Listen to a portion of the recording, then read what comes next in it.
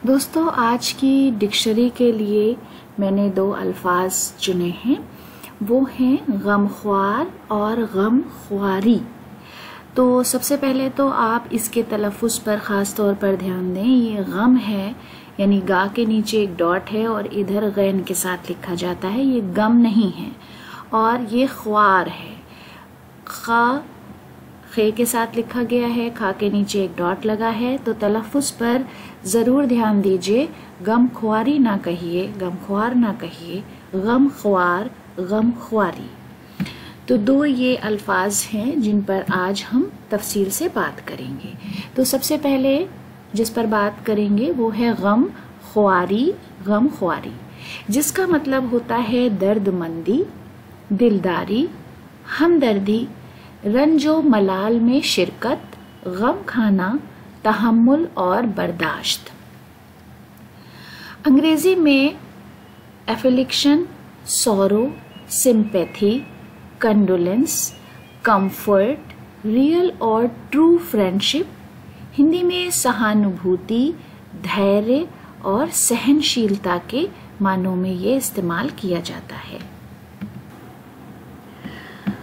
उसके बाद मिर्ज़ा गालिब का एक बहुत मशहूर शेर है जो गमख्वारी के हवाले से उन्होंने कहा है, दोस्त गमख्वारी में मेरी सई फरमावेंगे क्या, जख्म के भरते तलक नाखून न बढ़ जावेंगे क्या।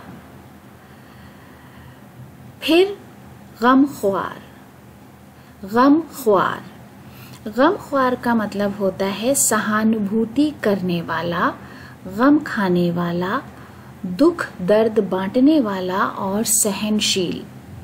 अगर हम सूफीज़म या सूफीवाद की बात करें तो उसमें गमख्वार इन मायनों में इस्तेमाल होता है कि ईश्वर की दया करने की विशेषता जो दैवीय विशेषता के समान समस्त सृष्टि जगत के लिए सामान्य नहीं बल्कि ये कुछ बंदों के लिए विशेष है। उर्दू में गम खाने वाला, दुख दर्द का शरीक, हमदर्द, मुतहम्मिल, बुर्दबार और बर्दाश्त करने वाला। तसव्वुफ के हवाले से ज़ाते हक़ की सिफ़त रहीमी जो रहमानी सिफ़त की तरह जुमला मखलूक के लिए आम नहीं बल्कि ये बाज़ बंदों के लिए ख़ास है। अंग्रेज़ी में इसे सिंपैथेटिक, सिंपैथाइज़र, कंफर्टर और कंसोलर के मतलब में समझा जा सकता है।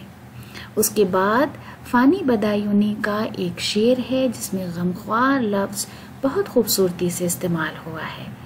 आते हैं अयादत को तो करते हैं नसीहत, आते हैं अयादत को तो करते हैं नसीहत, अहबाब से गमख्वार हुआ भी नहीं जाता। तो दोस्तों, आज की डिक्शनरी के लिए ये हमारी छोटी सी पेशकश थी। वीडियो आपको कैसा लगा अपनी राय हमें कमेंट्स बॉक्स में ज़रूर भेजें। वीडियो देखने के लिए बहुत बहुत शुक्रिया।